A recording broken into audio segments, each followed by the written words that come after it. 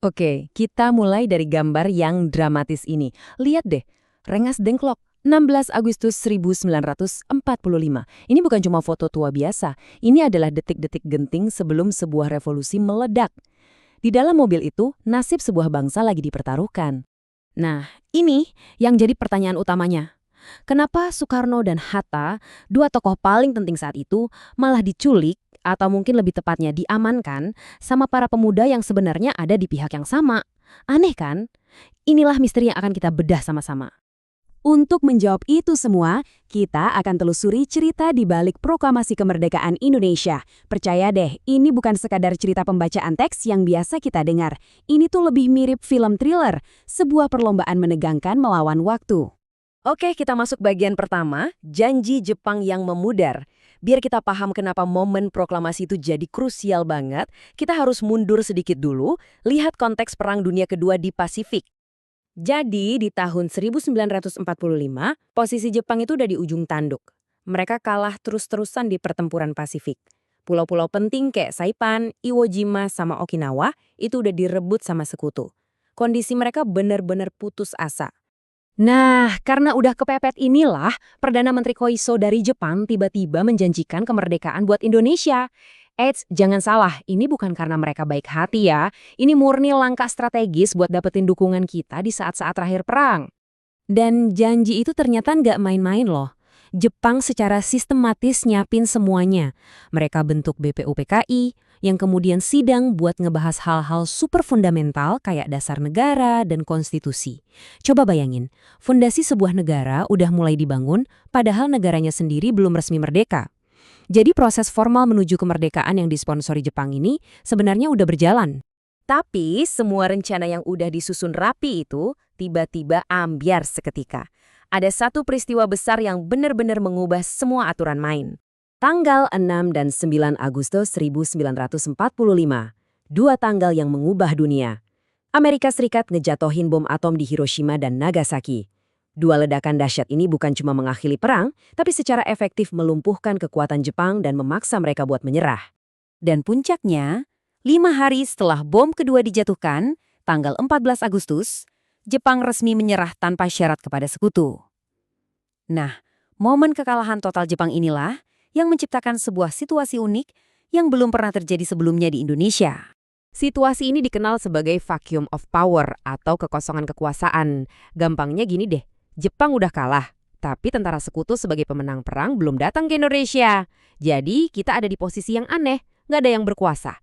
Jendela waktu yang singkat, penuh bahaya dan ketidakpastian inilah yang ternyata jadi satu-satunya kesempatan emas bagi Indonesia untuk merebut kemerdekaannya sendiri.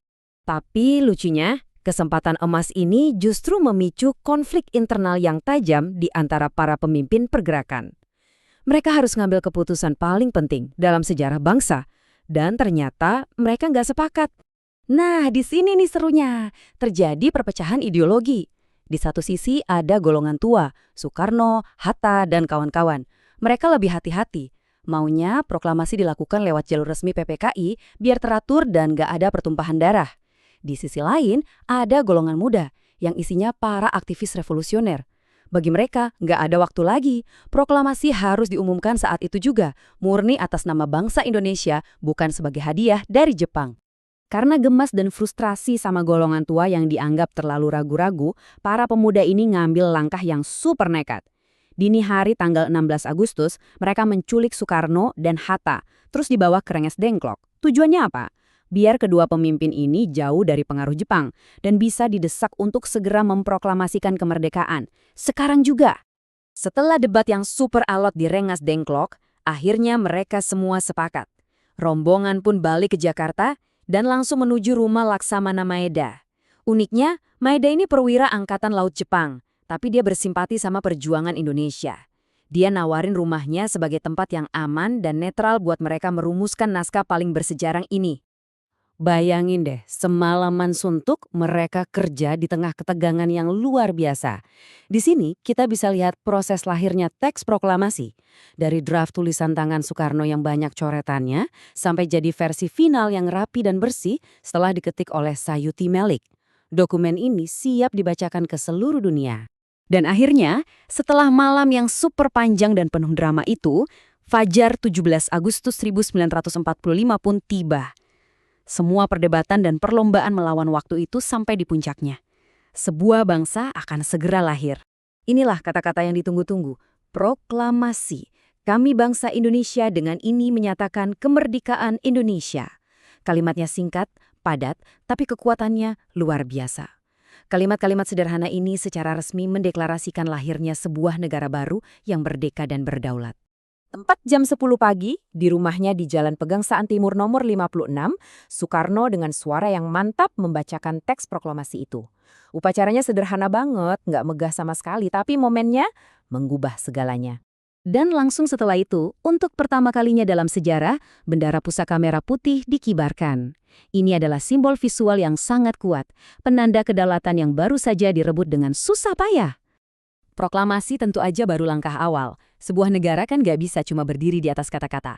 Nah, PPKI langsung tancap gas. Cuma dalam beberapa hari, mereka mengubah deklarasi itu jadi kenyataan.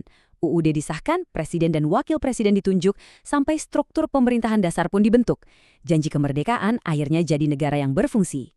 Semangat yang bikin semua ini bisa terjadi itu mungkin paling pas digambarkan sama kata-kata Soekarno sendiri, sebuah tekad yang menyala-nyala untuk merdeka atau mati. Itulah bahan bakar yang mendorong semua peristiwa luar biasa ini. Jadi, poin utamanya adalah kemerdekaan Indonesia itu bukan hadiah. Kemerdekaan kita adalah hasil dari keberanian merebut momentum di tengah kekacauan dunia. Cerita ini ninggalin kita dengan satu pertanyaan penting yang masih relevan sampai sekarang. Kalau sebuah bangsa bisa lahir dari sebuah tindakan nekat dalam sekejap, apa sih yang sebenarnya dibutuhkan untuk membuat bangsa itu bukan cuma bertahan, tapi juga terus maju dan berkembang?